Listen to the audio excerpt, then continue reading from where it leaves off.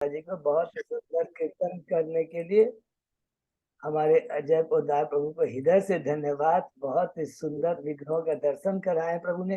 प्रभु आज उसमें तिरुपति भगवान भी थे क्या? हाँ, श्री बालाजी भी थे। श्री बालाजी भी थे। हरि हो। ये कहाँ के विग्रह प्रभु? ये एनबीसीसी पुणे। एनबीसी पुणे। हरि हो। बहुत सुंदर विग्रह का दर्शन। सभी भक्तों को इधर से धन्यवाद कीर्तन में भाग लेने के लिए। अभी हम लोग मंगलाचरण करते हैं। ओम अज्ञानतिमिरान्धस्य ज्ञानांजन शलाकया चक्षुरुन्मीलितं येन तस्मै श्री गुरुवे नमः। श्री चैतन्य मनोभीष्टं स्थापितं येन भूतले स्वयं रूप कदा मह्यं ददाति स्वपदान्तिकम्। वंदेहम श्री गुरु श्रीयुतपद कमलम श्री गुरु वैष्णवांच श्री रूपम साग्र जातम सहगना रघुनाथम वितम तम सजीवम स्वादेतम सावभूतम परिजम सहितम कृष्ण चैतन्य देवम श्री राधा कृष्ण पादान सहगना ललिता श्री विशाखा वितांत च। नम ओम विष्णु पादाय कृष्ण पृष्ठाय भूतले श्रीमते भक्ति वेदांत स्वामिन इति नामने। नमस्ते सारस्वती देवे गौरवाणी प्रचारिणे निर्विशेषा शून्यवादी पाश्चात देश तारिणी। वांछा कल्पतरुभ्य से कृपा सिंधुभ्य एव च पतितानां पावनेभ्यो वैष्णवेभ्यो नमो नमः। नमो महावदान्याय कृष्ण प्रेम पदायते कृष्णाय कृष्ण चैतन्य नामने गौरत्विषे नमः। हे कृष्ण करुणा सिंधु दीन बंधु जगतपते गोपेश गोपिका कांत राधा कांत नमस्तुते। तप्त कांचन गौरांगी राधे बिंदाबनेश्वरी विषभानुसुते देवी प्रणमामि हरिप्रिये। नीलांचल निवासाय नित्याय परमात्मने बलभद्र सुभद्रायां जगन्नाथाय ते नमः। जय श्री कृष्ण चैतन्य प्रभु नित्यानंद श्री अद्वैत गदाधर श्रीवासादि गौर भक्त बिंद। मुखम करोति वाचालम पंगु लंगे गिम यत्कृपातमहं वंदे श्री गुरुम दीनतारिणम्।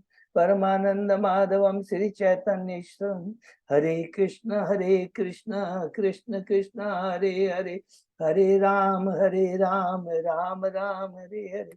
श्री श्री मंगलाचरण की जय। शिला प्रभुपाद की जय। हरे कृष्णा। आज के इस चैतन्य चरितामृत में सभी भक्तों का हार्दिक स्वागत है। सभी भक्तों के चरणों में मेरा सादर दंडवत प्रणाम है। राधा माधव राधा गोविंद गुरु आचार्य परम वैष्णव परम साधुओं की हमारे ऊपर विशेष कृपा है कि हम सब भक्त लोग मिलकर के चेतन चरितामृत के ऊपर चर्चा कर पा रहे हैं। बहुत ही गुह्य ज्ञान है, तत्व ज्ञान है चेतन जो कृष्ण राज के विराज गोस्वामी ने इस चेतन चरितामृत में प्रस्तुत किया है। अभी हम लोग आदि लीला में है। आदि लीला में हमने पढ़ा हरे कृष्ण हरि बोल। आदि लीला में हमने पढ़ा 17 अध्याय हैं। 17 अध्याय में विशेष करके हम जो 7 अध्याय हैं जिसमें पूरा तत्व निरूपण है। सभी भक्तों से हाथ जोड़ के प्रार्थना, सब लोग मिल करके एक दूसरे को बहुत कंसंट्रेट होकर इसको स्टडी करेंगे, जिसके अंदर में कृष्ण तत्व, नित्यानंद तत्व, अद्वैत तत्व, पंच तत्व का बहुत सुंदर वर्णन किया गया है। और इस तत्व को समझाने के लिए इसमें प्रथम जो अध्याय के अंदर 14 जो श्लोक है जिसको मंगलाचरण श्लोक कहते हैं, और पूरे इस 14 श्लोकों को बहुत डिटेल में इसमें ही जो पूरे चारों तत्व हमने बताया, कृष्ण तत्व या चैतन्य तत्व, नित्यानंद या बलराम तत्व, अद्वैताचार्य तो और पंच तत्व का बहुत डिटेल में वर्णन पूरे 7 अध्याय के अंदर में। प्रथम 4 अध्याय हैं वो है कृष्ण तत्व के बारे में, 5वां अध्याय है नित्यानंद तत्व के बारे में, 6वां अध्याय अद्वैताचार्य तत्व के बारे में, और 7वां अध्याय है पंच तत्व के बारे में। तो पहला जो हमने पढ़ा 4 अध्याय हैं जो कृष्ण तत्व या चेतन तत्व के बारे में है, ये कौन से श्लोक कवर करता है? 6 श्लोक को कवर करता है। और इन जो 6 श्लोक के अंदर में है, हम लोग ने क्या पढ़ा है अभी तक? कौन से कितने श्लोक कंप्लीट किए? 3 श्लोक कंप्लीट किए हैं। आउट ऑफ सिर्फ 3 श्लोक कंप्लीट किया है। और ये 6 श्लोकों में फिर से सब नोट कर लेंगे कि क्या है, कृष्णराज कविराज गोस्वामी क्या करते हैं, 3 चीजों को गुरुत्व दिया गया है, नमस्कार को, फिर वस्तु तत्व को और आशीर्वाद। तो पहले जो इस 2 श्लोक हैं जिनका वर्णन हम लोग ने पहले अध्याय में पढ़ा, नमस्कार तत्व, तो किस किस को नमस्कार करते हैं, उसमें भी 2 पार्ट है, सामान्य नमस्कार और विशेष नमस्कार। सामान्य नमस्कार में हमने पढ़ा कि कृष्णराज गुरु प्रणाम करते हैं किसको, गुरु को, भक्त को, ईश्वर जो कि स्वयं कृष्ण है, अवतार, प्रकाश और उनकी शक्तियां। तो गुरु कब किया हमने इसमें डिस्कस किया, शिक्षा गुरु और दीक्षा गुरु के बारे में। भक्त के बारे में हमने किया जो भगवान के पार्षद हैं, शाश्वत पार्षद है, जो भगवान के धाम में रहते हैं और जब भी भगवान लीला करते हैं अपने सारे पार्षदों को लेके आते हैं, उसमें उनके माता पिता सब कुछ है, सबको लेके आते हैं, बिना और शाश्वत है वो, और हमेशा जब भी भगवान कृष्ण लीला करते हैं उनको अपने संग में लेके आते हैं। नंबर 1, सारे अवतार जो रहते हैं उसके अंदर में निहित रहते हैं, क्योंकि कृष्ण स्वयं भगवान है। ये बहुत इंपॉर्टेंट तत्व है, उसके बिना भगवान लीला नहीं करते हैं। और उसके लिए भगवान जब भी लीला करते हैं तो सबसे पहले क्या करते हैं, अपने माता पिता सबको भेज देते हैं, और उसके बाद में बलराम जो है सारी व्यवस्था करते हैं। इसलिए पहले बलराम आते हैं, इसलिए बड़े भाई को, उसके बाद में कृष्ण आते हैं। तो नमस्कार हमने किया किसको, गुरु को, गुरु शिक्षा दीक्षा गुरु है, भक्त है जो पार्षद है, और एक है साधन भक्त, हम जैसे साधन भक्त। उसके बाद में ईश्वर स्वयं कृष्ण चैतन्य महाप्रभु है, और हमने पढ़ा प्रकाश, चौथा अवतार के बारे में। तो यहाँ पर 3 अवतार के बारे में हमने पढ़ा, गुणावतार, सत्यादेश अवतार और अंशा अवतार। वैसे हमको सबको मालूम है 6 अवतार है, पुरुष अवतार तो है, लीला अवतार, मनवंतर अवतार है, ये सब वो आगे डिटेल में पढ़ेंगे। और उसके बाद में प्रकाश के बारे में पढ़ा। प्रकाश तत्व तो बहुत इंपॉर्टेंट है, स्वयं प्रकाश, स्वयं कृष्ण का जो प्रकाश विग्रह है, और विलास, 2 वर्ड को ध्यान में रखेंगे तो बहुत कंसेप्ट क्लियर रहेगा। स्वयं प्रकाश, जो कृष्ण भगवान के स्वयं कृष्ण है, और बलराम क्या है, स्वयं सेवक भगवान है। कृष्ण का है स्वयं सेव्य भगवान है, और बलराम क्या है, स्वयं सेवक भगवान है। इसीलिए क्या कहते हैं कि कृष्ण को जब हम कहते हैं स्वयं भगवान है, वो जो सेवा ग्रहण करते हैं, और स्वयं सेवक भगवान है वो कौन है, बलराम है, जो सेवा प्रदान करते हैं।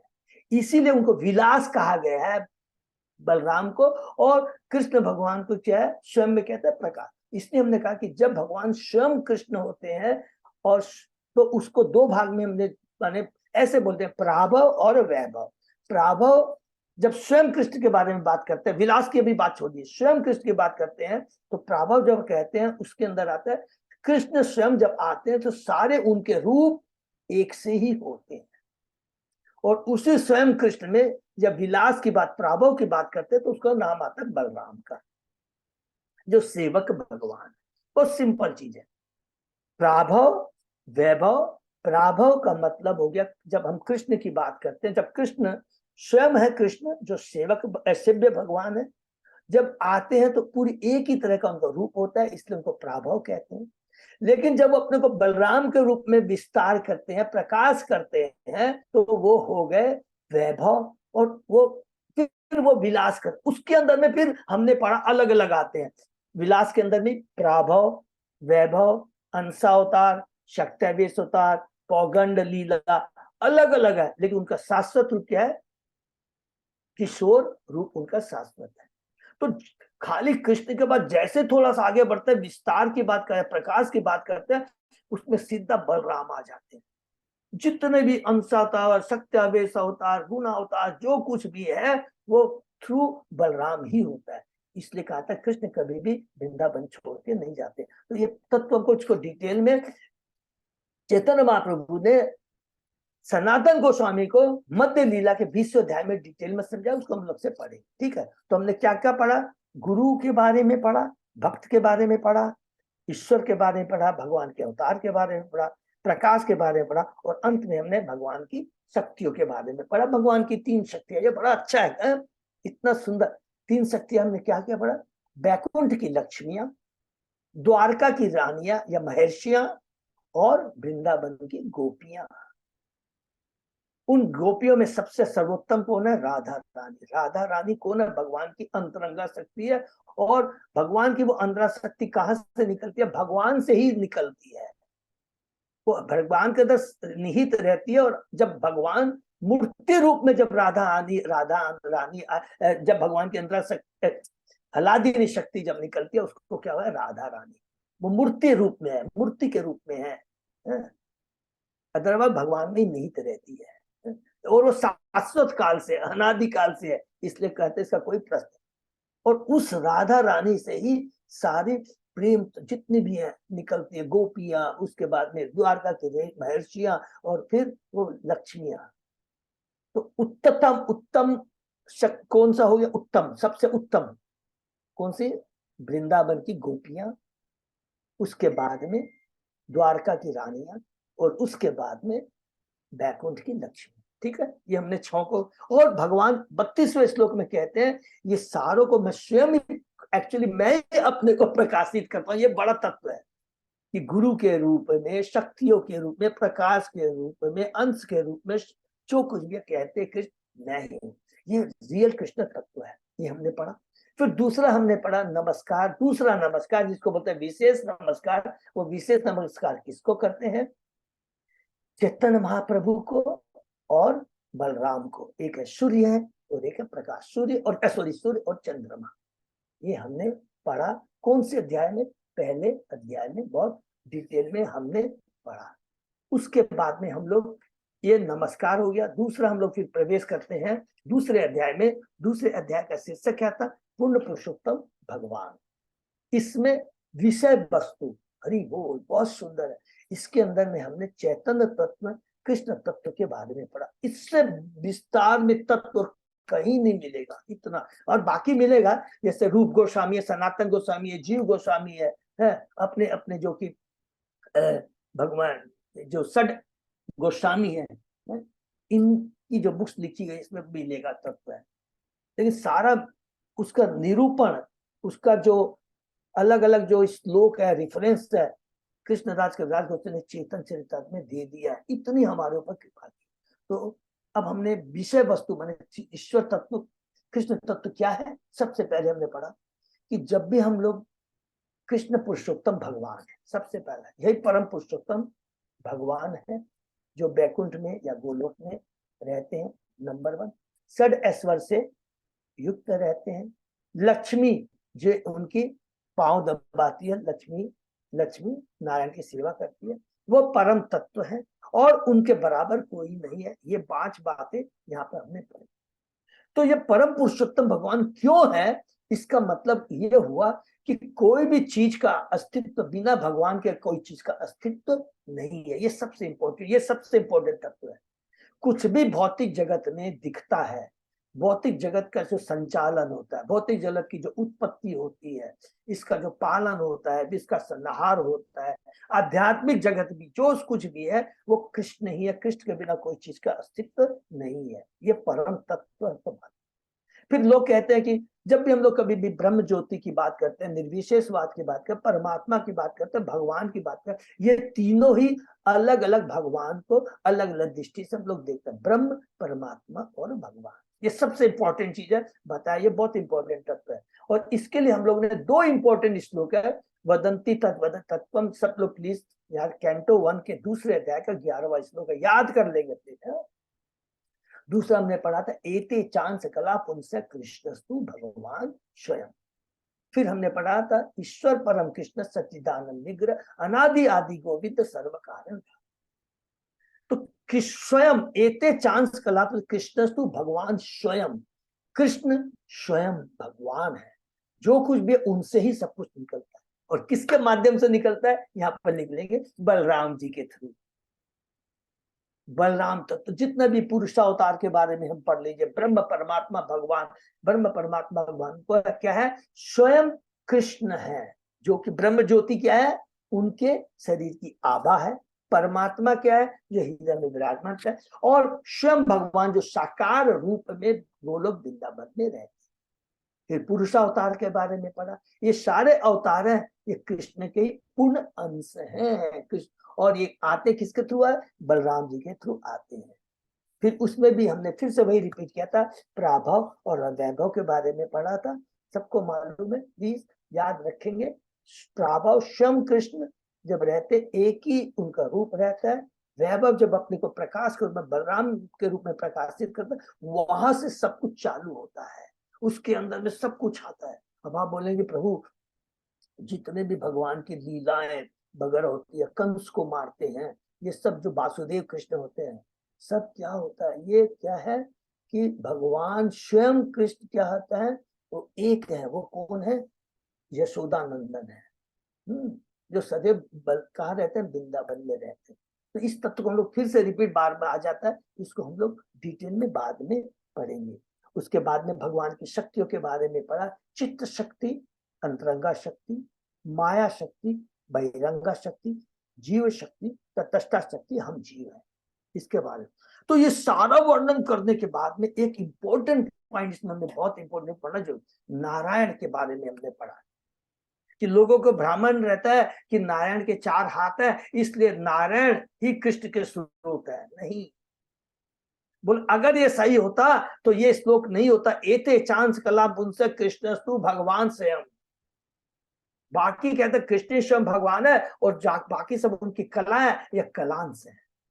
कला और कलांश, कलांश का मतलब कला के अंश, कला से अंश।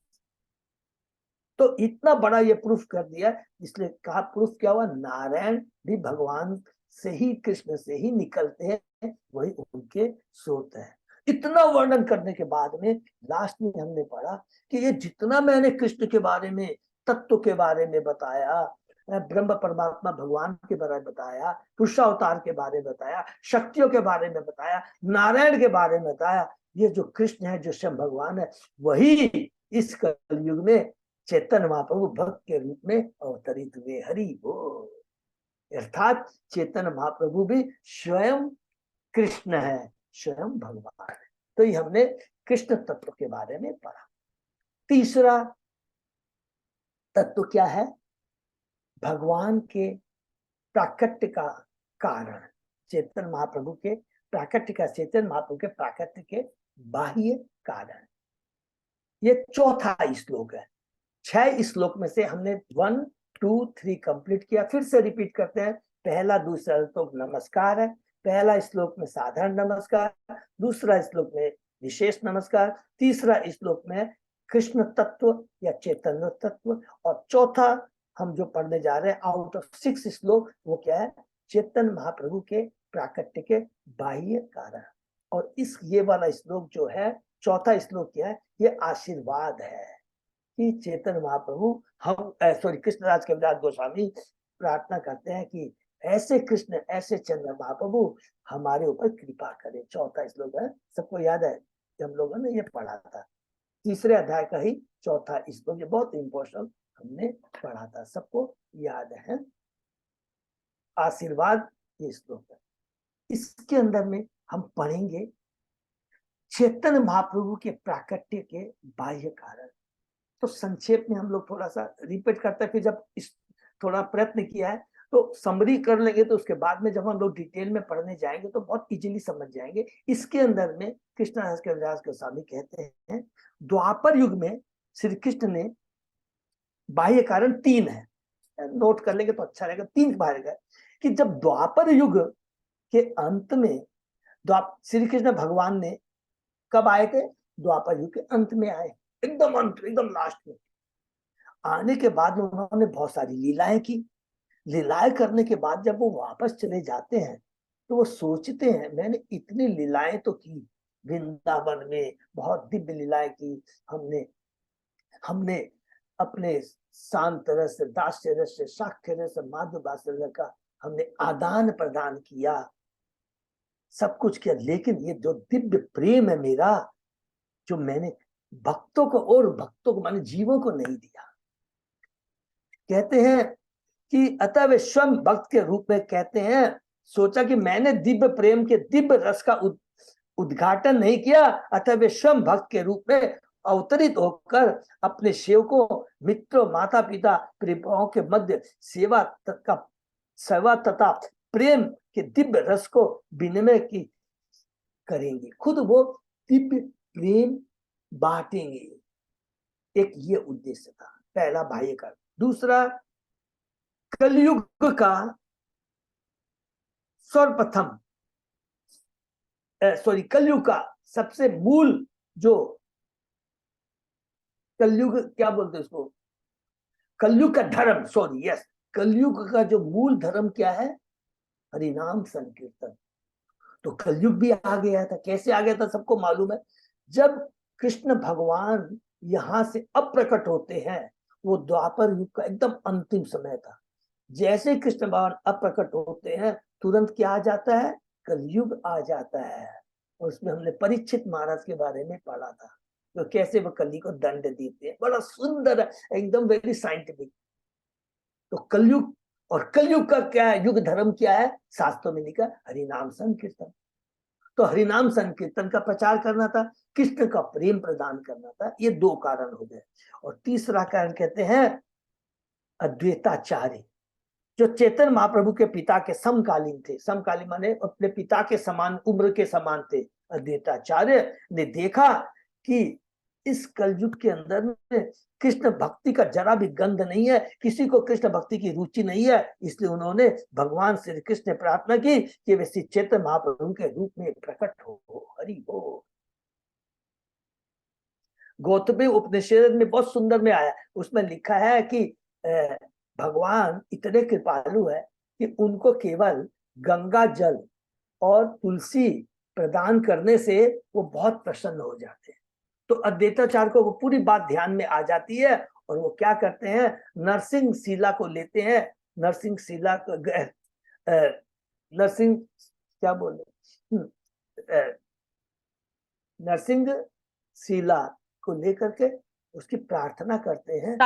को लेते हैं शालिग्राम से, यस, शालिग्राम, नरसिंह शालिग्राम शिला को चंदन, तुलसी और गंगा जल देकर के भगवान को आह्वान करते हैं। और इतना सुंदर वर्णन है, भगवान को पुकारते हैं कि अब तुमको आना होगा, इस कलयुग के बद्ध जीवों का उद्धार करना होगा। तो भगवान हर किसी की बात को ना कर देते, कि एक जन की बात को ना नहीं करते हैं। वो भगवान अपने परम भक्त की बात को ना नहीं कर सकते, तुरंत वो आते। तो ये तीन कारण हो गए। इसी का डिटेल में वर्णन उस थ्रू आउट इसमें हम लोग पढ़ेंगे, ठीक है। और इसके अंदर में स्वयं कृष्ण के रूप में स्थापित श्रीमद् भागवत, जो मैं बार बार रिपीट करता हूँ, अलग अलग श्रीमद् भागवत चेतन अलग अलग ग्रंथों से लेकर करके उसको, कि चैतन्य महाप्रभु जो हैं, जिनका प्राकट्य है, वो स्वयं कृष्ण है। और इसकी पुष्टि कृष्णदास कविराज गोस्वामी अलग अलग शास्त्रों से, महाभारत से लेकर के, भागवतम से लेकर के अलग शास्त्रों से पुष्टि करेंगे। तो ये सारी चीजें हम लोग इसमें पढ़ेंगे। तो पिछले सप्ताह हमने शुरू कर दिया था, और तीन कारण ये अभी हम लोग ब्रीफ में किए। तो हमने मोस्ट प्रोबेबली इसके अंदर में स्टार्ट किया था, तो सबको याद होगा। सबसे पहले 13 से स्टार्ट होगा, 13 से स्टार्ट होगा। तो ये हमने ब्रीफ किया था। और 13 से स्टार्ट होने के पहले में हम लोगों ने समरी में क्या क्या पढ़ा था 13 श्लोक में, उसको सब लोग रिपीट कर सकते हैं। चौथा श्लोक जो मैंने बता दिया था, आशीर्वाद है, बहुत सुंदर श्लोक है, जो कि विदग्ध माधव रूप गोस्वामी ने लिया, उससे लिया गया है। तो श्लोक को तो रिपीट करने की शायद दरकार है नहीं है, तो एक बार पढ़ लेते हैं, क्योंकि बहुत अच्छा श्लोक है, क्योंकि आशीर्वाद श्लोक है। इसको एक बार पढ़ लेते हैं, बहुत कम समय लगेगा। अनर्पित चरिम चिरात करुणया अवतीर्ण कलो समर्पियतुम उन्नत उज्ज्वल रसाम स्वभक्ति श्रियम हरिपूरट सुंदर धृति कदम्ब संदीपित सदा हृदय कंदर्भ स्फुरत व शची नंदन हरि हो। हे वे भगवान जो श्रीमती सच्ची देवी के पुत्र के रूप में विख्यात है, आपके हृदय की गहराई में दिव्य स्थान ग्रहण कर, माने हम बद्ध जीवों के लिए प्रार्थना कर रहे हैं।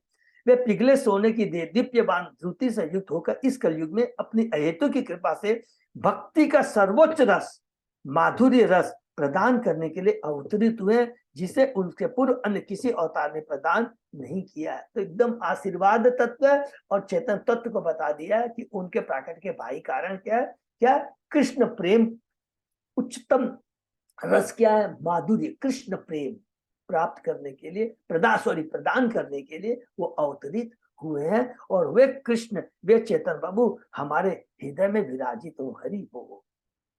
उसके बाद में हमने स्टार्ट किया कि भगवान श्री कृष्ण के बारे में वो क्या है। सबसे पहले स्टार्ट किया, सबको मालूम, फिर भी प्लीज बहुत ध्यान से सुने। भगवान श्री कृष्ण ब्रह्मा जी के एक दिन में केवल एक बार आते हैं। ठीक है, ये हमने पढ़ा। ब्रह्मा जी का एक दिन कितना बड़ा होता है, 1000 चतुर्युग या 1000 दिव्य युग के बराबर ब्रह्मा जी का एक दिन होता है। और रात भी उतनी ही होती है, 12 घंटे 1000 चतुर्युग का, रात भी 1000 चतुर्युग की होती है। ठीक है, अब ब्रह्मा जी के चूंकि एक दिन में 1000 चतुर्युग होते हैं, जिसको दिव्य युग भी बोलते हैं। तो चतुर्युग का मतलब, दिव्य का मतलब हो गया सत्ययुग, त्रेता युग, द्वापर युग और कलयुग, चारों को मिलाकर करके एक दिव्य युग बोलते हैं। सबको मालूम हो गया दिव्य युग या चतुर्युग एक होता है। और ब्रह्मा जी के एक दिन में 14 मनु भी आते हैं। तो 14 मनु और ब्रह्मा जी के एक दिन में कितने होते हैं, 1000 चतुर्युग होते हैं। तो बहुत सिंपल कैलकुलेशन है, 1000 को 14 से हम डिवाइड कर देते हैं तो एक जो मनु होता है कितने दिन शासन करता है, 1000 डिवाइडेड बाय 14, 71 दिव्य युग तक एक मनु शासन करता है। अब भगवान कौन से मनु काल में आते हैं, भगवान 9वें श्लोक में लिखता है, भगवान 7वें मनवंतर काल में, 7वें मनु काल में आते हैं। और 7वें मनु का नाम है वैवस्वत मनु। वैवस्वत मनु कौन है, विवस्वान के पुत्र हैं। तो 7वें मनु काल के अंदर में कृष्ण आते हैं। तो 7वां मनु भी कितने दिन शासन करेगा, 71 चतुर्युग तक शासन करता। हर मनु 71 चतुर्युग तक शासन करता है। तो उस जो 71 चतुर्युग का जब 27 दिव्य चतुर्युग खत्म हो गए, 27, तो 28वें दिव्य चतुर्युग में भगवान श्री कृष्ण इस धरा पे आते हैं। और अभी कौन सा युग चल रहा है, कौन सा मनु का काल चल रहा है, वैवस्वत मनु का, हरि बोल। और अभी कौन सा वैवस्वत मुनि के जो 71 चतुर्युग, उसमें से कौन सा दिव्य युग चल रहा है, 28वां। और इसी के अंदर में कृष्ण भगवान आए थे। हम लोग कितने बड़े भाग्यशाली है जो मोहन प्रभु ने हम लोगों को याद दिलाया था, ये बहुत बड़ी बात है। और कृष्ण भगवान कितने दिन पहले आए थे, केवल कल भक्ति पुरुषोत्तम स्वामी महाराज ने हमको बताया कि आप तो खाली 5000 बोलते, ऐसे बोलने से नहीं चलेगा। उन्होंने इतने इंटेलिजेंट, इतना उन्होंने बोलते 5249 ईयर्स बिफोर कृष्ण भगवान आए थे।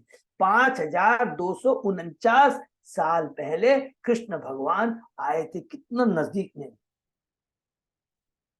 और भगवान फिर बोलते हैं श्री कृष्ण अपने शाश्वत ब्रज धाम के संपूर्ण शासन के साथ इस पृथ्वी पर प्रकट होते हैं। भगवान अपने समर्पित सेवकों, मित्र, माता पिता, प्रेमिकाओं के साथ ब्रज में इन 4 रसों में आनंद का आस्वादन लेते हैं, जो हम लोग ने डिस्कस किया था, है कि दास्य रस, साक्ष्य रस, माधुर्य रस और बात्सल्य और माधुर्य, और शांत रस, जो हम लोग जैसे कि जितने भी वृंदावन के ये पेड़ पौधे हैं और ये जितने भी माने धाम है, ये सारे चीजें, ये सब क्या है, दास के माने शांत के रस के रूप में ये सेवा करते हैं भगवान। ठीक है, ये हम लोगों ने पढ़ा था। तो 13वें श्लोक तक माता जी ने बताया, ये हमने 13 श्लोक तक यही पढ़ा था, सब ठीक है ना, किसी को कोई कंफ्यूजन है। ब्रह्मा जी से स्टार्ट हुआ था कि ब्रह्मा जी के एक दिन में 1000 चतुर्युग होता है, एक दिन में 1000 चतुर्युग होता है, 1000 ब्रह्मा जी एक दिन में 14 मनु आते हैं, इसलिए एक मनु 1000 डिवाइडेड बाय 14, 71 दिव्य युग का शासन करता है। और 7वें मनु काल में भगवान कृष्ण आते, शाश्वत वैवस्व मनु का काल है, और जो 27 उसके 71 में से जो 27 बीत गए हैं, उसके बाद जो 28वां दिन उसके अंदर कृष्ण भगवान आते हैं। ठीक है, उसके आगे हम लोग आज शुरू करते हैं। ओम नमो भगवते वासुदेवाय, ओम नमो भगवते वासुदेवाय, ओम नमो भगवते वासुदेवाय। अध्याय 3 शीर्षक आदि लीला, अध्याय 3 शीर्षक चेतन महाप्रभु प्राकट्य के बाह्य कारण, श्लोक नंबर 14 से करेंगे ना माता जी? अजय प्रताप बाबू 13 से करेंगे प्रभु, 13 से। 13 से करेंगे। अच्छा ओके, सॉरी, 13 से हम लोग शुरू करते हैं। चतेष्ट बिहरि कृष्ण करे अंतर्धान, अर्थधान करी मोने करे अनुमान। जब तक इच्छा होती है भगवान कृष्ण अपनी दिव्य लीलाओं का आस्वादन करते हैं और पुनः अंतर्धान हो जाते हैं, किंतु अंतर्धान होने के बाद वे इस प्रकार सोचते हैं। पहला जो हम लोग का प्राकृतिक के 3 कारण है, पहला कारण वो क्या सोचते हैं? चीर काल नाही करी प्रेम भक्ति दान, भक्ति बिना जग तेरे नाही अवस्थान। तो पहला कारण हमने क्या पढ़ा था संक्षेप में, कि भगवान कृष्ण चले जाते हैं, द्वापर युग जैसे ही के अंत में खत्म होता है, कलयुग आना, तो सोचते हैं कि अरे हमें तो दिव्य आदान प्रदान के जनरल भक्तों को मैं तो प्राकृतिक, मैंने उसको तो छिपा के रख दिया, लेकिन प्रेम का ये दान हमने वितरित नहीं किया, तो ये मुझे देना चाहिए। दीर्घ काल से मैंने अपनी अनन्य प्रेमा भक्ति का दान विश्व के निवासियों को नहीं दिया। ऐसे प्रेममयी अनुरक्ति के बिना भौतिक जगत का अस्तित्व व्यर्थ है। हरि बोल। भगवान का दाती जी शुद्ध दिव्य प्रेम प्रदान करते हैं, किंतु सकाम कर्मों और अनुभव वर्षित चिंतन से रहित ऐसे शुद्ध भक्त प्रेम के बिना व्यक्ति जीवन में पूर्णता प्राप्त नहीं कर सकता। हरि बोल। शुद्ध प्रेम, जो कि जीवन का चरम लक्ष्य भी क्या है, हमको कार्तिक कृष्ण प्रभु बताते हैं कि भगवान का दिव्य प्रेम प्राप्त करना। सकल जगत मोरे कोरे विधि भक्ति, विधि भक्ति ब्रज भाव पाइते नाही शक्ति। हरि बोल। संसार में शास्त्रों के निर्देश सर्वत्र मेरी पूजा की जाती है, किंतु ऐसे विधि विधानों का पालन करने मात्र से ब्रजभूमि के भक्तों के प्रेम भाव को प्राप्त नहीं किया जा सकता। विधि भक्ति है, समझ गए, जैसे दास्य भाव की भक्ति है ना, हम लोग करते हैं कि हे कृष्ण आप तो जगदीश्वर है, परमेश्वर है, जगन्नाथ है, पालन हरता, सृष्टि करता है, तो इसमें भगवान को आनंद ज्यादा नहीं आता है, और इससे ब्रजभूमि के भक्तों के प्रेम भाव को प्राप्त नहीं किया जा सकता। ऐश्वर्य ज्ञान जब जगत मिश्रित, ऐश्वर्य शिथिल प्रेम नाही मोर प्रीत। मेरे ऐश्वर्य को जानते हुए सारा संसार मुझे भय और सम्मान की दृष्टि से देखता। बहुत इंपॉर्टेंट बात है। देखिए भगवान चाहते हैं कि मेरे भक्त भय नहीं करे, वो इतना सुंदर गहरा तत्व है। मुझे बोलते हैं ईश्वर, परमेश्वर, जगदीश्वर, पालन करता, दुख हरता, ये सब बोले, भगवान को इसमें आनंद नहीं आता है। किंतु ऐसे सम्मान से शीतल भक्ति मुझे आकृष्ट नहीं करती, इससे मुझे आकृष्ट, अर्थात बैकुंठ वाली भक्ति मुझे आकर्षित नहीं करती। भगवान कृष्ण प्रकट होने के बाद सोचा कि उन्होंने तो दास्य, साक्ष्य, वात्सल्य, माधुर्य रसों में भक्तों अपने दिव्य व्यवहारों का वितरण किया ही नहीं।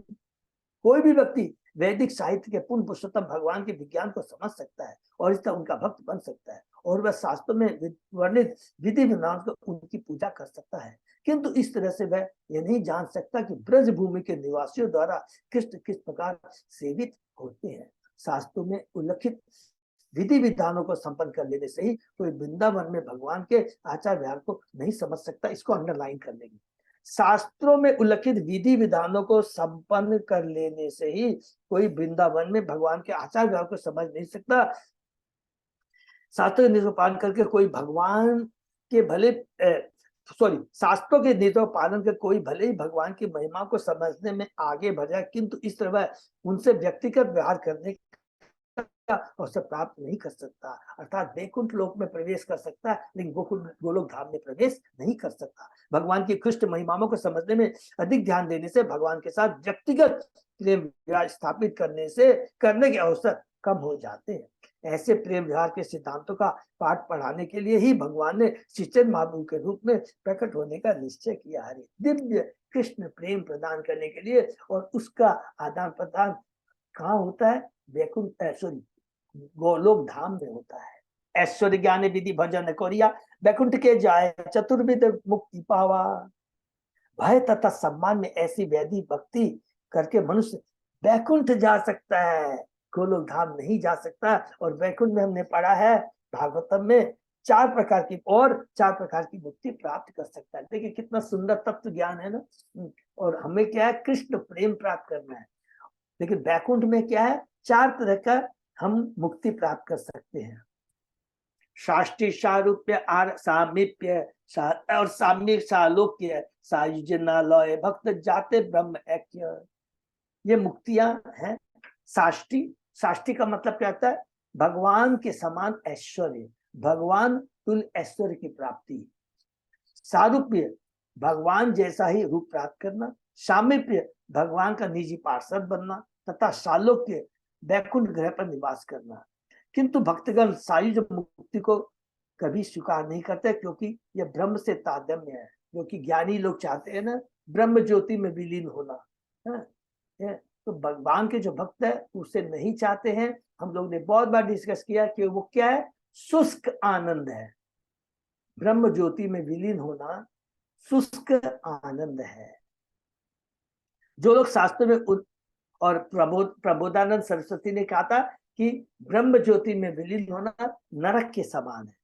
जो लोग शास्त्रों में उल्लिखित अनुष्ठानों के साथ भक्ति में लगे रहते हैं उन्हें विभिन्न प्रकार की मुक्तियां प्राप्त होती है। यद्यपि ऐसे भक्त साष्टी सारूप्य सालों की मुक्ति प्राप्त करते हैं, किंतु उन्हें इन मुक्तियों की परवाह नहीं होती, क्योंकि ऐसे भक्त भगवान की दिव्य परिवार भक्ति से ही संतुष्ट रहते हैं। 5 प्रकार की मुक्ति सायुज, जिसे केवल पूजा स्नान करने वाले भक्त भी कभी नहीं स्वीकार करते हैं। सायुज अर्थात पूर्ण पुरुषोत्तम भगवान के ब्रह्म तेज में समा जाना तो निर्विशेष वादियों को ही आकांक्षा होती है। भक्त कभी भी सायुज मुक्ति की परवाह नहीं करता। ये सबको क्लियर समझ में आ गया होगा है? उसमें हमको और बहुत सुंदर से हम लोगों ने भागवत में बहुत प्रभुपाद जी ने तात्पर्य में इस चीज को बार बार रिपीट किया है। जुग धर्म प्रवर्ताय मुन नाम संकीर्तन चारि भाव भक्ति दिया ना चामु भुवन। ये दूसरा कारण है, दूसरा कारण है। मैं युग धर्म नाम संकीर्तन का अर्थात पवित्र नाम के सार्वकीर्ता प्रवर्तक स्वयं करूंगा। मैं संसार को प्रेमा भक्ति के 4 रसों की अनुभूति कराकर प्रेम विभोग नित्य करने के लिए प्रवृत्त करूंगा। आपुनि करूँ भक्त भाव अंगीकारे आपुनि आचर्य भक्ति सिखायु सवारे। मैं भक्त की भूमिका स्वीकार करूंगा और सब भक्ति का अभ्यास करके इसकी शिक्षा दूंगा। हरि बोल। भगवान बहुत है। यत आचरती तत् देवेतु जन। ये है ना श्लोक 3 अध्याय का 21वां श्लोक है ना। यस, भगवान कहते हैं मैं अपने आचरण के माध्यम से लोगों को सिखाऊंगा कि भक्ति कैसी करनी चाहिए। जब तक श्रेष्ठ पुरुष सही आचरण नहीं करता तो बेचारे नीचे वाले उसके फॉलोअर कैसे फॉलो करेंगे। ये बहुत बड़ा एक तो शिक्षा है। मैं स्वयं भक्ति की भूमिका स्वीकार करूंगा और स्वयं भक्ति का अभ्यास करके शिक्षा दूंगा। हरि बोल। पहले आचार और फिर प्रचार। कितनी बड़ी बात है। स्वयं भगवान कितने कृपालु हो, सोचिए। हम अंगुली नहीं उठा सकते, कितने भगवान कितने नीचे तक आ सकते हैं। षड ऐश्वर्य से युक्त है, आत्मा राम है, अच्युत है, कोई चीज की दरकार नहीं, लेकिन अपने बद्ध जीवों का कल्याण करने के लिए स्वयं आते हैं। पहले अपने को आचरण में लाते हैं और फिर अपना आचरण को दिखा कर दूसरों को कहते हैं प्लीज इसको फॉलो कीजिए। जब कोई किसी शुद्ध भक्त के संग आता है तो वह इतना ऊपर उठ जाता है कि वह साष्टी सारूप सामीप्य सालोक मुक्ति की भी आकांक्षा नहीं करता, क्योंकि वह अनुभव करता है कि ऐसी मुक्ति एक प्रकार की इंद्रिय तृप्ति है। इसको भी अंडरलाइन कर लेंगे, क्योंकि वह भी सूक्ष्म रूप से एक प्रकार की इंद्रिय तृप्ति है। बिल्कुल 100% इंद्रिय तृप्ति है। मेरे पास भगवान जैसा ऐश्वर्य होना चाहिए, मेरे पास भगवान जैसा रूप होना चाहिए, मैं भगवान के नजदीक बैठूंगा। अरे नजदीक बैठ के क्या करोगे, भगवान की सेवा लगो। सेवा करेंगे तो आनंद आएगा, क्योंकि जब तक हम सेवा नहीं करेंगे, अब नोट करके रख सकते हैं हमको कितना बड़ा ज्ञान हो जाए, सब कुछ हो जाए, समर्पण भाव, एक दूसरे में कोऑपरेशन। मोहन प्रभु उस दिन बोले थे, मेरे को बहुत टची था। एक दूसरे में कोऑपरेशन होना चाहिए, समर्पण भाव होना चाहिए, दास्य भाव होना चाहिए। वो भाव आएगा तो स्वयं में दिव्य आनंद की अनुभव होगी। सेवा में ही दिव्य आनंद छिपा हुआ है, स्वामी भाव में नहीं। और स्वयं कृष्ण स्वामी है, उनको भी आनंद नहीं आता है जब कोई बोलता है कि यू आर, हे भगवान आप पालन करता हो, संहार करता हो, जगदीश हो, परमेश्वर हो, जगन्नाथ हो। भगवान बोलते मेरे को आनंद नहीं आता। आनंद किस में आता है? जब गोपियां मुझे गाली देती है, सखा मुझे गाली देते हैं, सखा कहते हैं कृष्णा मुर्गा बन, घोड़ा बन, मैं तेरे ऊपर चलूंगा, इसमें आनंद आता है। तो आनंद कहाँ छिपा हुआ है? दासत्व भाव में आनंद छिपा हुआ है। ये बहुत इंपॉर्टेंट चीज है। शुद्ध भक्त, इसीलिए भगवान कहते हैं कि मैं कहीं नहीं रहता हूं, अहम भक्त पराधीन, मैं भक्तों के हृदय में रहता हूं। शुद्ध भक्त भगवान से कभी भी अपने निजी लाभ के लिए कुछ नहीं मांगते, यहां तक कि यदि उन्हें निजी लाभ प्रदान किए भी जाते हैं तो उन्हें स्वीकार नहीं करते, क्योंकि उनकी एकमात्र आकांक्षा यही रहती है कि वे अपनी दिव्य प्रेमाई सेवा से पूर्ण पुरुषोत्तम भगवान को तुष्ट करें। देखिए यह लिखा है कि भक्त क्या चाहते हैं कि वे पूर्ण सेवामयी प्रेममयी सेवा से भगवान को तुष्ट करें। तो भगवान भी क्या चाहते हैं? भगवान भी यही चाहते हैं कि पूर्ण प्रेम से अपने भक्तों की सेवा करें। ये भी भगवान भी यही चाहते हैं, इसलिए दोनों में कंपटीशन लगा रहता है। इसलिए कृष्ण राधा में कंपटीशन रहता है, और जीत कौन जाता है? राधा रानी जीत जाती है। इसलिए राधा रानी के रंग को लेकर करके उनका रंग चढ़ जाता है कृष्ण के ऊपर में, इसलिए चैतन्य महाप्रभु राधा रानी का रंग लेकर करके अवतार लेते हैं। ये बहुत इंपॉर्टेंट चीज। भक्ति के इस सर्वोच्च रूप को भगवान के अतिरिक्त कोई दूसरा नहीं सिखा सकता। इसको भी अंडरलाइन कर लेंगे। भक्ति के इस सर्वोच्च रूप को भगवान के अतिरिक्त कोई दूसरा नहीं सिखा सकता। इसलिए भगवान कृष्ण स्वयं चेतन महाप्रभु में भक्त के रूप में आकर कर करके ये हमें सिखा रहे हैं, सिखाएंगे या सिखा रहे हैं। अतएव जब भगवान हरे कृष्ण मंत्र की महिमा का प्रसार करने के लिए कलयुग में अवतरित हुए तो उन्होंने दिव्य स्वयं स्फूर्त रागानुग प्रेम के स्तर पर भक्ति योग का भी वितरण किया। आध्यात्मिक जीवन के सर्वोच्च सिद्धांतों की शिक्षा देने के लिए वे स्वयं भगवान श्री चैतन्य के रूप में एक भक्त बनकर प्रकट हुए। हरि बोल। आपने न अकेले धर्म सिखाना न जाए, यही तो सिद्धांत गीता भागवत का है। जब तक कोई स्वयं भक्ति का अभ्यास नहीं करता तब तक वह दूसरों को इससे शिक्षा नहीं दे सकता। हरि बोल। पहले आचार और फिर प्रचार, इस निष्कर्ष की पुष्टि स्वतः वस्तुतः पूरी गीता तथा भागवतम में हुई है। पूरी भागवतम में देखेंगे, भगवत गीता में एकदम चीज ये लिखा हुआ है। सारे भक्त सदैव कृष्ण को समर्पित रहते हैं, इतने समर्पित रहते हैं, इतने अपने को सुरक्षित फील करते हैं कि उनको कोई चीज की मांगने की दरकार नहीं होती। हम लोग जैसे रिपीट कर रहे थे कौन सी कल क्लास में, देखेंगे भक्त प्रहलाद अम्बरीश महाराज के ऊपर इतने कष्ट आते हैं, कभी कंप्लेन नहीं करते हैं। हिरण्यकशिपु कितना कंप्लेन किया, कभी भी प्रहलाद बोलता है हे भगवान जल्दी से आइए मुझे बचाइए। दुर्वासा मुनि देखिए कृत्या को क्रिएट करते हैं, तो कभी कंप्लेन के नहीं की। लेकिन देवताओं को देखेंगे जब भी कोई प्रॉब्लम आती है फटक करके वह भगवान विष्णु के पास भाग जाते हैं। इतना वो उनका समर्पण होता है भगवान के प्रति। जजा ददाहि धर्मस्य ग्लानिर्भवति भारत अभ्युत्थानं धर्मस्य तदात्मानं सृजाम्यहम्। हे ब्रह्मर्षि, जब जब वो जहां जहां धर्म का ह्रास होता है और अधर्म में वृद्धि होती है तब तक मैं स्वयं प्रकाशित होता हूँ। परित्राणाय साधूनां विनाशाय च दुष्कृतां धर्म संस्थापनार्थाय संभवामि जुगे जुगे। पवित्र आत्माओं का उद्धार करने तथा दुष्टों का विनाश करने के साथ साथ धर्म की पुनः स्थापना करने के लिए मैं कलयुग प्रत्येक युग में प्रकट होता हूँ। श्लोक 22 तथा 23 भगवद गीता के कैंटो 4 के अध्याय 4 के 7वें 8वें श्लोक से, जिन्हें भगवान कृष्ण ने कहा था अर्जुन को। इसके बाद के श्लोक 24 तथा 25 में भागवत श्रीमद् भगवद गीता के 30वें अध्याय का 24वां और 21वां श्लोक से ही है। उदसिद्धिये इसो इमेलो का न कुर्याम कर्म चेत हम शंकरस्य च कर्ता श्याम उपन्ययाम इमा प्रजा। यदि मैं धर्म के सही सिद्धांतों का स्पर्श न करता तो ये सारे जगत विनष्ट हो जाते और मैं अवांछित जनसंख्या का कारण बनता तथा इन सारे जीवों को विनष्ट कर देता। सब कितने सुंदर, अब गीता के श्लोक कितने अच्छे लग रहे हैं ना, भगवान कितना कह रहे हैं कि भगवान का उद्देश्य क्या होता है हर चीज। और ये सब याद रखें, बाह्य कारण है, जितने भी बात कर रहे हैं बाह्य, अंतरंग कारण दूसरे अभी और आगे आएंगे।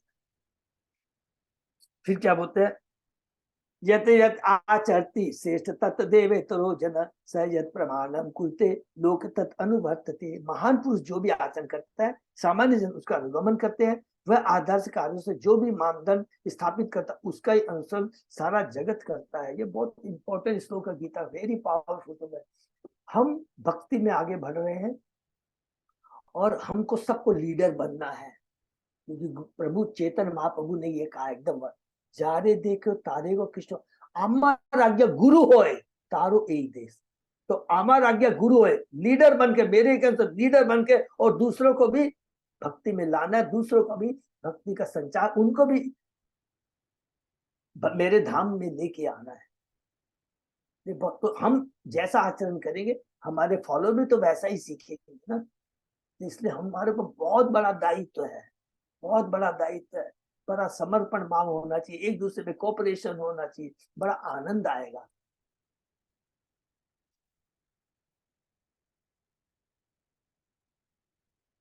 युग धर्म प्रवर्तन है अंश हेते आमा बिना अन्य नारे ब्रज प्रेम दीते। मेरे पूर्ण अंश प्रत्येक युग के लिए धर्म के सिद्धांतों की स्थापना कर सकते हैं, किंतु मेरे अतिरिक्त अन्य कोई वह प्रेमा भक्ति प्रदान नहीं कर सकता जो ब्रज के निवासियों द्वारा संपन्न की गई थी। ये बहुत इंपॉर्टेंट श्लोक है, बहुत बड़ा तत्व ज्ञान है, प्लीज इसको नोट।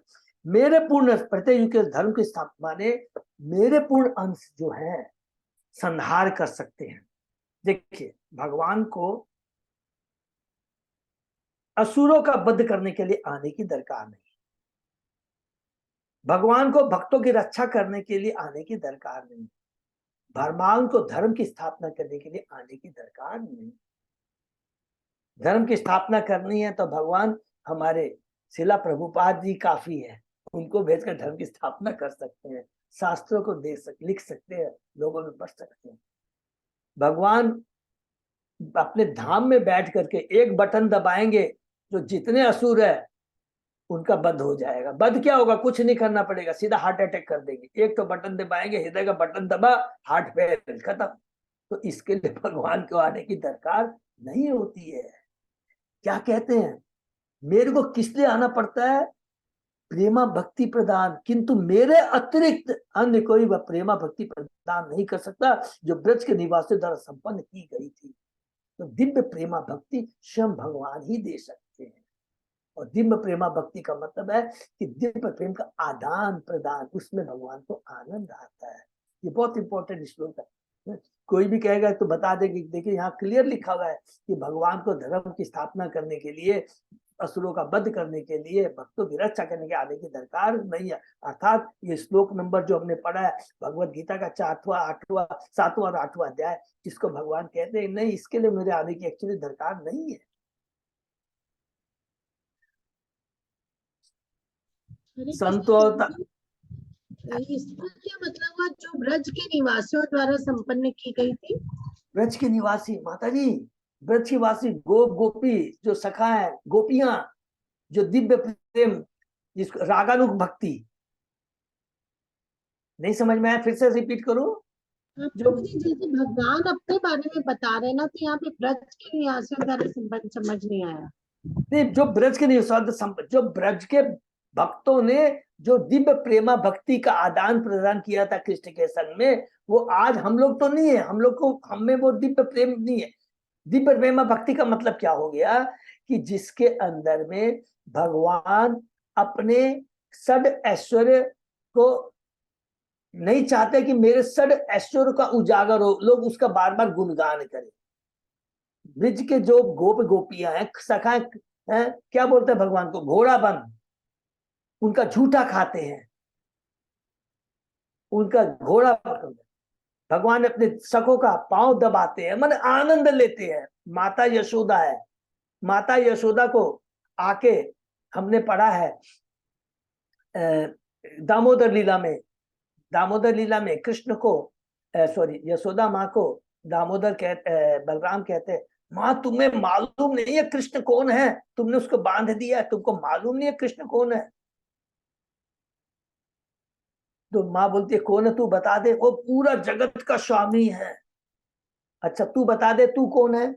मैं अनंत शेष हूं। तो माता यशोदा कहती है कि सारे अवतारों को मेरे घर ही जन्म लेना था, अभी तेरे को डंडे से मारेंगे, भाग यहां से। माँ यशोदा माँ को मतलब नहीं है कोई किसी को। आप समझ में आया माता जी, वो दिव्य प्रेम नागो है। वो भगवान कहते हैं प्रेम मैं स्वयं ही प्रदान कर सकता हूँ, कोई दूसरा प्रदान नहीं कर सकता। ब्रज के जो वासियों का ये इस तरह का प्रेम था है? अच्छा और एक उदाहरण से समझ लेते हैं, 1 मिनट लगेगा। समझ में आ गया कि ये प्रेम भगवान ही दे सकता और कोई नहीं दे सकता। हाँ और वो प्रेम, और कौन सा प्रेम है, एक उदाहरण से और भी जो माइंड में आता है। जैसे एक जज है, जज जब अपने कोर्ट में रहता है तो उसका बेटा बहू भी जाएंगे तो उसको जज की सीट में क्या बोलना, माई लॉर्ड बोलना पड़ेगा। और वही जज जब घर में आ जाता है तो बीबी क्या बोलती है, इतने दिन से बोला तू सब्जी नहीं लेके आया, सब्जी खत्म हो गई, तुम आटा चाल दावा नहीं लेके आया। पोता बोलता है तू बाबा घोड़ा बन, मैं तेरे ऊपर चढ़ूंगा। ये भाव रहता है। तो उस समय जज के मन में ये मन में आता है कि मैं जज हूं, नहीं आता है ना। सेम भाव यहाँ पर है, वृंदावन में रहता है भगवान कृष्ण का। वो अपनी भगवता को भूल जाते हैं कि मैं भगवान हूं। वही आनंद कृष्ण बोलते हैं मैं देना चाहता हूं, वैसा दीपक में। संतु अवतारा भव पंकज नाभस्य सर्वतो भृदा कृष्णादन्य को व लता स्वपी प्रेम दो भवती। हो सकता है कि भगवान के सर्व कल्याणकारी अनेक अवतार हो, किंतु श्री कृष्ण के अतिरिक्त ऐसा कौन है जो शरणागत को भगवत प्रेम प्रदान कर सके। हरि बोल। विलंबन ठाकुर की रचना में लिया गया श्लोक लघु भागवत मित्र में पाया जाता है। ताते आपन भक्त गण करी संगे पृथ्वी ते अवतरी करिमु नाना रंगे। अतः मैं अपने भक्तों के संग पृथ्वी पर प्रकट होकर विविध रंगमयी लीलाएं संपादन करूंगा।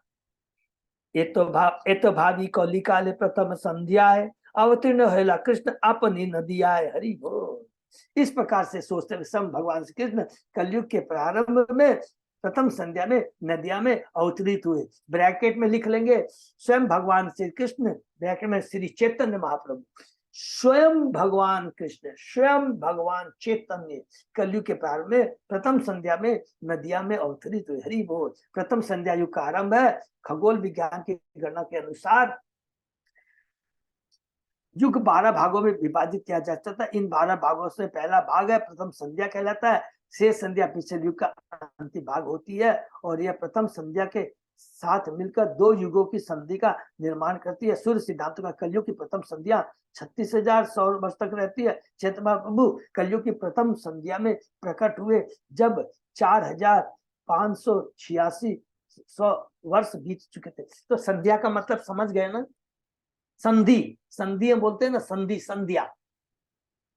कलयुग सॉरी द्वापर युग खत्म हुआ और खत्म होते होते कलयुग आरंभ हुआ।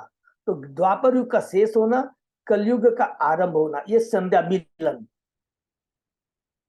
हुआ ना। तो इसमें चैतन्य महाप्रभु अवतरित हुए। संध्या बहुत एकदम सिंपल है, जैसे कि जाड़ा खत्म हो रहा है, जाड़ा समझ लीजिए जनवरी के एंड में या फरवरी के एंड में खत्म हो रहा है। तो जाड़ा जब खत्म हो रहा है और थोड़ी थोड़ी सी गर्मी आने वाली, वो संध्या है। उस समय क्या होता है, दिन में हल्की सी गर्मी, रात में जाड़ा, ये संध्या समय हो गया। अर्थात जिसमें आपको थोड़ा सा गर्मी भी नजर है और ठंड भी नजर है, संध्या है? तो जब 2 चेंज होते हैं तो उनका मिलन, एक का जाना और एक का आना, दैट इज कॉल्ड संध्या। चैतन्य सिन्हेर नवद्वीपे अवतार, सिन्न ग्रीव सिन्न वीर्य सिन्हेर उनका। हरि बोल। इस पर सिन्न रूप भगवान चैतन्य नवद्वीप में प्रकट हुए। उनके कंधे सिंह जैसे हैं, उनकी शक्ति सिंह जैसी है और उनका उच्च स्वर सिंह जैसा है। हरि बोल। देखिए सिंह से तुलना की गई है। नरसिंह भगवान की भी सिंह से तुलना की गई है। और यहाँ पर चेतन महाप्रभु की लंबे लंबे हाथ हैं, लंबे लंबे बाल हैं, हरि बोल। सिंह जैसा कलर है उनका, स्वर्ण कलर। से ही सिंह बसु कजियर हृदय कंदने कलमस रदना से जहार हुंकारे। वह सिंह प्रत्येक जीव के हृदय में भीतर आसीन हो, इस प्रकार वे अपनी गर्जना से मनुष्य के हाथी जैसे पापों को दूर कर सके। इसको भी अंडरलाइन कर लेंगे, बहुत पावरफुल श्लोक है। जिस प्रकार सिंह जब गर्जन करता है तो सारे जो पशु सब भाग जाते हैं, माने भाग जाते हैं, सब कुछ भाग जाते हैं। उसी प्रकार सिंह रूपी कृष्ण हमारे हृदय में, तो हमारे हृदय में जितने भी पाप है उसको भगा देगा। प्रथम लीलाए तारे विश्वम्बर नाम भक्ति रसे भरिलो धरिल भूत ग्राम। अपनी प्रारंभिक लीलाओं में वे विश्वम्बर नाम से जाने जाते हैं। विश्व अंबर, जो विश्व का पालन करेंगे, अंबर तारेंगे, विश्वम्बर के नाम से जाने, क्योंकि वे संसार को भक्ति रूपी अमृत के आप्लावित कर देंगे और इस तरह जीवों का उद्धार कर देंगे। विश्व अंबर, उद्धार। डुभृंग क्या है? डुभृंग धातुर अर्थ पोषण धारण, उशील धरिल प्रेम दिया त्रिभुवन। डुभृंग क्रिया धातु जो विशंबर शब्द की मूल है, पोषण तथा पालन की सूचक है। वे चैतन्य महाप्रभु भगवत प्रेम का वितरण करके तीनों लोकों का पालन पोषण करते हैं। शेष लीलामय धोरे नाम श्री कृष्ण चैतन्य, श्री कृष्ण जाना है सब विश्व कह लो धन्य। अपनी अंतिम लीलाओं में वे भगवान कृष्ण चैतन्य के नाम से विख्यात हैं। वे भगवान श्री कृष्ण के नाम तथा महिमा के बारे में शिक्षा देकर सारे संसार को आशीर्वाद प्रदान करते हैं। इसको यहीं पर हम लोग विराम करते हैं, क्योंकि बहुत सुंदर है कि यही अपनी अंतिम लीलाओं में वे भगवान कृष्ण चैतन्य के नाम से विख्यात है। वे भगवान कृष्ण के नाम तथा महिमा के बारे में शिक्षा देकर सारे से आशीर्वाद प्रदान करते हैं, क्योंकि भक्त के रूप में आ रहे हैं और भगवान श्री कृष्ण की सारी लीलाओं का, सारे ज्ञान का, सबको क्या है हमें बताएंगे, हमको बताएंगे। लेकिन इसके पहले श्लोक में जो लिखा उसको भूलना नहीं है, पहले अपने जीवन में उतार के बताए। संन्यास उन्होंने क्यों लिया, एक एक चीज का बताएगा, वो एकदम सुंदर वर्ण है। पहले आचरण और उसके बाद में दूसरों में प्रचार। ये चेतन बाबू की शिक्षा का सबसे स्ट्रॉन्ग पॉइंट है। हरे कृष्णा, हम लोग यहीं पर विराम देते हैं। तो अभी हम लोग कंटिन्यू रखेंगे चैतन्य महाप्रभु के अवतार के बाह्य कारण। 3 कारण है। पहला कारण क्या है कि वो कहते हैं, कृष्ण भगवान सोचते हैं कि मैंने जब अप्रकट लीला रची, जब मैंने इस जगत से अप्रकट हुआ, तो जो दिव्य प्रेम है का आदान प्रदान मैंने जर्नल डिस्ट्रीब्यूट नहीं किया, इसको हमने छिपा के रखा, मैंने एकदम इसको लिमिटेड रखा। केवल वृंदावन के जो गोप गोपियां उन्हीं के साथ उन्होंने आदान, लेकिन जर्नल नहीं। नंबर 2 कि द्वापर युग खत्म हुआ, कलयुग आया, उस समय क्या कलयुग का धर्म क्या है? नाम संकीर्तन। तो हरिनाम संकीर्तन का प्रचार करना। और तीसरा कारण क्या है जो आगे हम लोग करेंगे, अद्वैताचार्य ने हुंकार लगाई। क्यों हुंकार लगाई? जब उन्होंने देखा कि कलयुग के वासी केवल भक्ति का जरा भी उसमें लस ले क्या बोलते, जरा भी अंश मात्र भी भक्ति नहीं है लोगों के अंदर। इसको हम लोग डिटेल में पढ़ेंगे। और चैतन्य भागवत में वृंदावन दास ठाकुर ने बहुत डिटेल में लिखा है कि लोग भक्ति नहीं करते थे, लोगों को पैसा होता था, केवल मौज मस्ती करते थे, ब्याह शादी में दुनिया भर का खर्चा करते थे, खाली भौतिक भक्ति ज्ञान प्राप्त करके नारायण रहते थे। मैं चतुर्वेदी हूँ, मैं द्विवेदी हूँ, मैं त्रिवेदी हूँ, मैं भट्टाचार्य हूँ, मैं मुखर्जी हूँ। इस तरह का बहुत सुंदर वर्णन का, तो इससे बहुत दुखी हो जाते हैं अद्वैताचार्य और भगवान को हुंकार लगाते हैं और भगवान प्रकट होते हैं। ये 3 बाह्य कार्य है। हरे कृष्ण। तो यहीं पे विराम देते हैं, उसके आगे हम लोग नेक्स्ट वीक में करेंगे। किसी का कोई प्रश्न? तो इसमें थोड़ा सा रिक्वेस्ट सबसे नोट करते जाएंगे, क्योंकि इस बहुत तत्व है इसके बारे में, नोट करते जाएंगे। जैसे ब्रह्मा जी के बारे में मैंने पढ़ा, ये मेन 3 कारण, बाह्य कारण क्या है, इसको पढ़ लेंगे हम लोग। ये सब चीज को नोट करते जाएंगे। मनु के बारे में, ब्रह्मा जी के एक दिन में 14 मनु आते हैं। एक मनु कितने दिन तक शासन करता है, तो सातवां मनु कौन है, सातवां मनु का नाम क्या है, सातवां मनु के कौन से जो 71 चतुर्युग है उसमें से 28वें दिव्य चतुर्युग में कृष्ण भगवान आते हैं और कृष्ण भगवान जाते हैं और चैतन्य महाप्रभु आते हैं, वो संध्या काल है। तो संध्या किसको बोलते हैं, ये सब चीजें। हरे कृष्ण। ये तो विराम देते। अजय प्रदा प्रभु कुछ अनाउंसमेंट है प्रभु? आपको हरि बोल हरि बोल। हमारी जन्माष्टमी के केवल 3 दिन रह गए हैं। हाँ प्रभु जी। तो सब लोग प्लीज, कल अजय प्रताप को कुछ मेरे को 1-2 जन बोल दे सेवा के लिए, मैंने कहा था आपसे कांटेक्ट करने के लिए। तो आए नहीं, तो कुछ कल तो जन- मीटिंग भी हुई थी हमारी, ऐसे तो तैयारी बहुत अच्छी चल रही है। तो अभी हरि बोल। कलेक्शन ठीक हो रहा है प्रभु? हाँ आ रहे हैं, उसके बारे में नहीं हुआ, मेनली सेवा का ही हाँ, था कि मतलब ह्यूज हाँ, मतलब रिक्वायरमेंट है वॉलंटियर्स हाँ, की। सभी भक्तों का, इसीलिए मेरी बहुत सब भक्तों से हाथ जोड़ के प्रार्थना है, जिसमें जिस तरह की क्षमता हो, तन मन धन से जरूर करना है, 6, क्योंकि 7, 8 3 दिन में जिनको जैसे भी सुविधा हो, तीनों दिन का ही हाँ, रहेगा। 6 तारीख को जरूर भी भीड़ कीजिए। मंदिर में रहेगी, कुछ बहुत दिन 7 तारीख को भी जन्माष्टमी मानेंगे तो मंदिर में आएंगे। तो क्राउड कंट्रोल के बिल्कुल। हिसाब से, प्रसाद वितरण के हरि हिसाब बोल। से है। क्योंकि नहीं, हम लोग को मालूम नहीं पड़ता है, मैं जानता हूँ, मेरे को खबर लगती है कि जो फेस्टिवल कमेटी में जैसे हमारे अज्जा प्रभु राजकुमार के केशव, ये लोग इतनी मेहनत कर रहे हैं, कितना इन लोग मीटिंग कर रहे हैं, कितना इनको अरेंजमेंट है, इतना आसान नहीं है। एक एक इन लोगों को पंडाल वालों से इतना दरमुलाई करते हैं, मैं सुनता रहता हूँ इन लोग से, बहुत मेहनत लगती है इसमें, इतना आसान नहीं है। क्योंकि हमारे पास बजट कम है, फंड भी एक तरफ नहीं है, दूसरी तरफ इतनी मेहनत करते हैं सब लोग, नहीं प्रभु इतने में करना पड़ेगा, इतने में पंडाल बनाना पड़ेगा, इतने में ये करना पड़ेगा, बहुत मेहनत लग रही है। तो सब भक्तों से हाथ जोड़ के प्रार्थना, प्लीज सब लोगों को we have to come forward and support, help करना है एक दूसरे को, जैसे हमारे भक्ति। क्योंकि ये राधा गोविंद का टेम्पल, कौन सा टेम्पल है हम लोग भूल जाते हैं, प्रभुपाद जी का पहला प्रभुपाद जी ने स्थापित किया। देखिए यहाँ प्रभुपाद जी रहते तो उनका हार्ट है ये, बहुत दुख होता है प्रभुपाद जी को। तारीख को प्रभु जी ये प्रभुपाद बर्थ प्लेस में भी प्रोग्राम है। हाँ माता जी वहां भी है, वहाँ करेक्ट, भी मॉर्निंग में रहेगा। वहां भी मॉर्निंग में रहेगा। हाँ करेक्ट। और 7 तारीख को प्रभु जी क्या गुरु सदय में भी कोई प्रोग्राम है कि खाली टेम्पल में ही है? सब टेम्पल में, टेम्पल में ही है पूरा पूरा। इस बार सब टेम्पल में है। कारण सबको समझ में आ गया होगा जो मैं इतना डिस्कस कर रहा था। नेक्स्ट टाइम सब लोग, हम लोग भगवान से प्रार्थना करेंगे, हम लोग पूरा अपना we shall put our best, जिससे कि वो प्रोग्राम हम लोग गुरु सदर में पुनः कर सके। तो उसके लिए लक्ष्मी की बहुत दरकार पड़ती है। ठीक है ना?